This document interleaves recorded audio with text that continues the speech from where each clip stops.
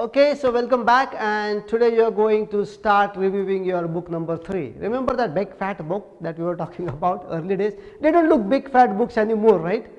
They used to look like big fat books before the challenge, but I'm sure you don't look at them as big fat books anymore, because now you have the ideas and the creativity and the skills and everything that you need to complete them and finish reading them and make use of them. So I don't look at these books as big fat books anymore, and I'm sure you won't as well. So today what we are going to talk about is, I want you to take this book number 3 that you had and again do the same thing that you did yesterday with book number 2. So review the mind map, review the book once again, check what you had thought of implementing. Are you really implementing it? If you are, very good. If you aren't, what is stopping you? What are the resources you need? And then also discuss this book with a few friends that you might have talked about. You might have probably discussed this book with some people in the group itself.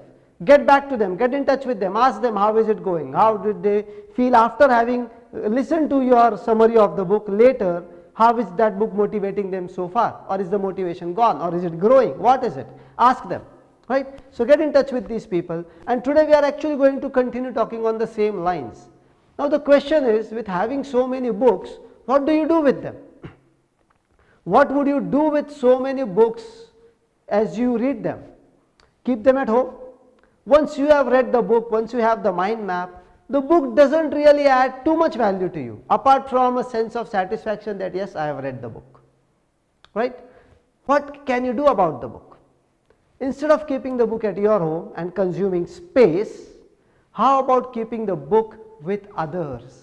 I have been telling you throughout this challenge to give this book to a friend or give this book to a relative and ask them to read and give the book back to you. Now let's see the power of this today. What happens when you circulate your books? What happens when you give a book to somebody, ask that person to read it and return the book back to you?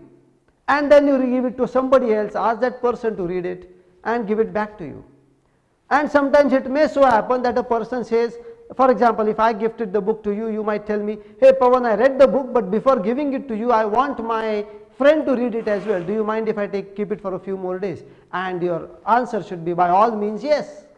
At a condition. The condition is that your friend should read the book and you both will then talk to me about the book.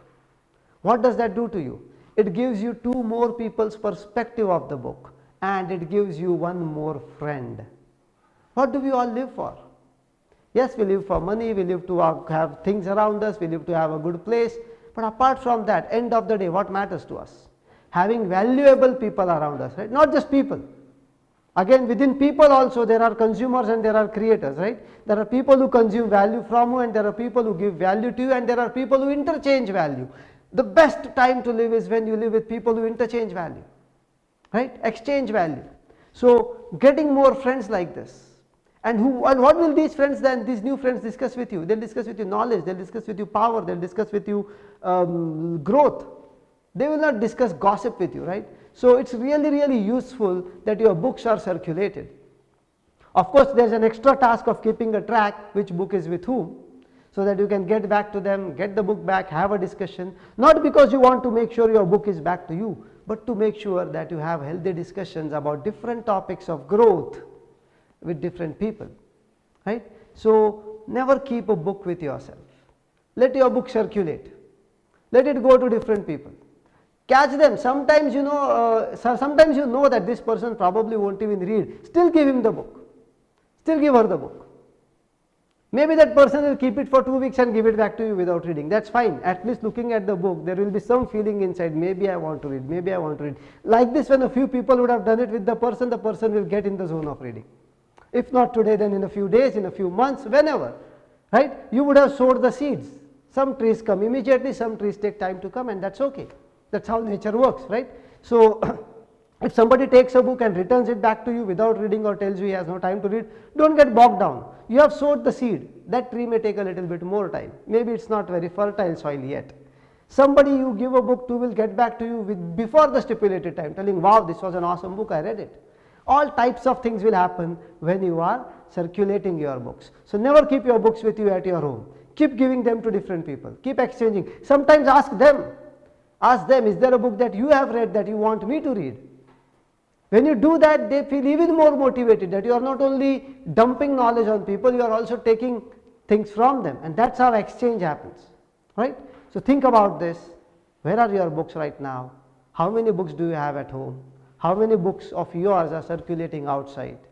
The books that are at home and you have not read add no value to you.